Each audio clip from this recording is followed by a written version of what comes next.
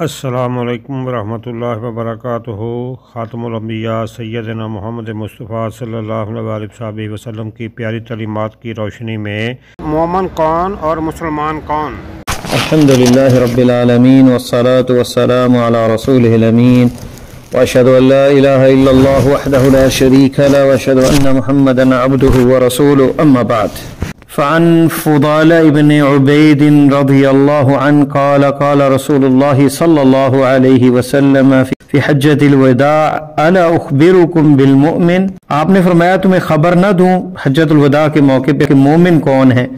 من امنہ الناس علی اموالہم وانفسہم، جس سے لوگ امن میں رہیں اپنے مالوں پر اور اپنی جانوں پر۔ والمسلم، مسلمان کون ہے؟ من سلم المسلمون من لسانہ ویدہ، جس کے ہاتھ اور زبان سے مسلمان محفوظ رہیں، اس کے شر سے، اس کی زبان کی اذیت سے، اس کے ہاتھ کی اذیت سے محفوظ رہیں مسلمان، وہ مسلمان ہے۔ والمجاہد، اور مجاہد کون ہے؟ من جاہد نفسہ فی طاعت اللہ، جس نے اپنے نفس کے ساتھ جہاد کیا اللہ کی اطاعت میں۔ والمہاجر، اور مہاجر کون ہے؟ من ہاجر الخطایا والذنوب، جس نے چھوڑ دیا، ہجرت کی اپنے گناہوں اور اللہ تعالیٰ کی نافرمانی سے۔ یہ مسند احمد کے اندر روایت ہے، حدیث ہے، شیخ البانی نے اسے سلسلہ صحیحہ میں صحیح کہا ہے۔ یہ ان وصیتوں میں سے ہے جو آپ نے حجۃ الوداع کے موقع پہ ارشاد فرمائی، کیونکہ ایمان جب دل میں ہو تو دل جو ہے وہ حقوق پورے کرتا ہے، اس ایمان کے تقاضے پورے کرتا ہے، امانات کے اندر، صداقت کے اندر اور معاملات میں اور تورع کے اندر لوگوں کے معاملے میں ظلم نہیں کرتا، ان کے مالوں میں نہ ان کی جانوں میں۔ آپ نے فرمایا لا ایمان لمن لا امانت لہ، اس کا ایمان ہی نہیں جس کی امانت نہ ہو۔ جو ایماندار نہیں، امانت کا خیال نہیں کرتا، اس کا ایمان ہی نہیں ہے۔ دوسرا جو آپ نے جملہ ارشاد فرمایا والمسلم من سلم المسلمون من لسانہ ویدہ، مسلمان وہ ہے جس کے ہاتھ اور زبان سے دوسرے مسلمان محفوظ رہیں، کیونکہ حقیقی اسلام یہ ہے الاستسلام للہ، اللہ کے لیے کہ اللہ کے احکام کے سامنے اپنے آپ کو سپرد کر دینا اور اس کی عبودیت کی تکمیل کے لیے اور مسلمانوں کے حقوق کے لیے۔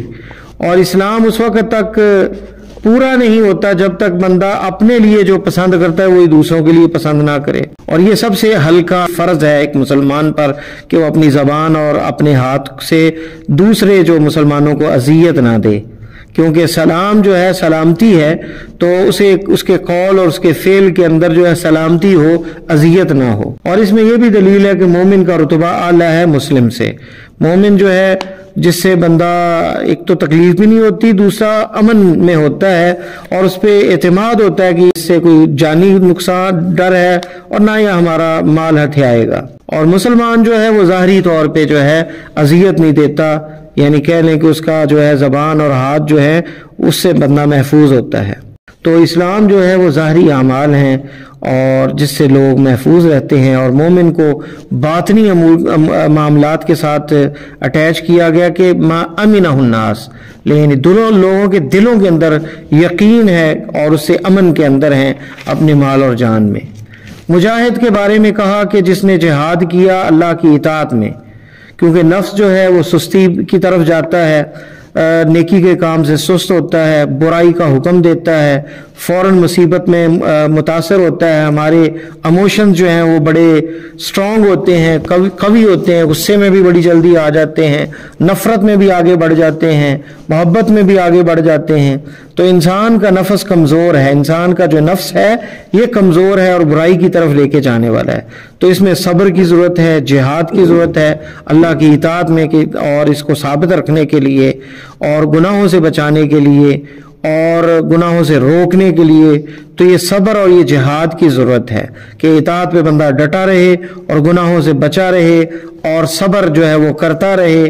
تو حقیقت میں جہاد نفس کے 4 مراتب ہیں، 4 مرتبے ہیں نفس کے ساتھ جہاد۔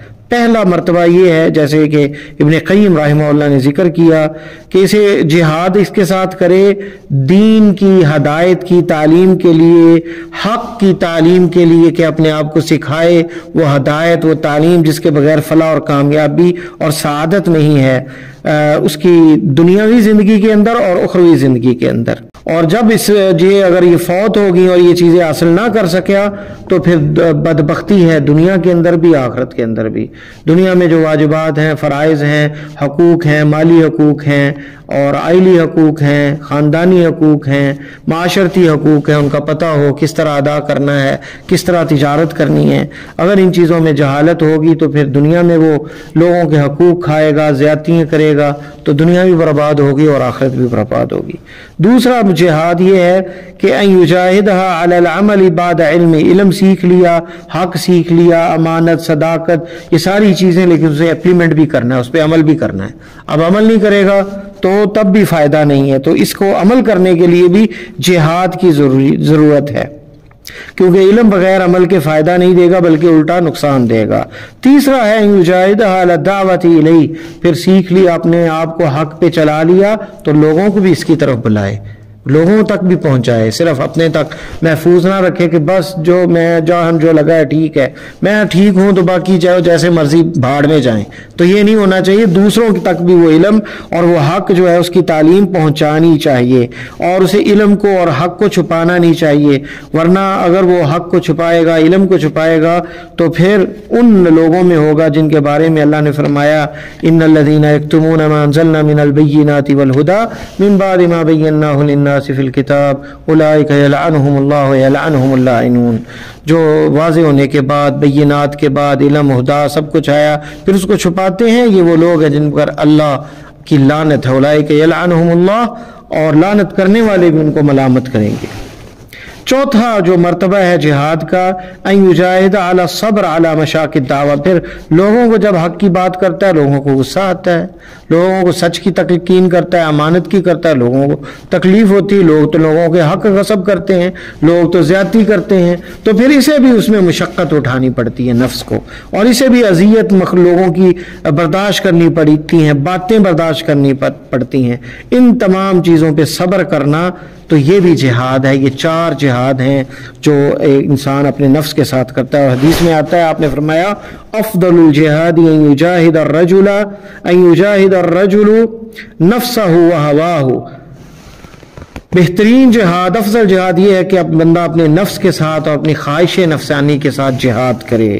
اور یہ روایت جو ہے ابن نجار نے ابو ذر سے روایت کی، شیخ البانی نے اسے صحیح الجامع میں صحیح کہا ہے.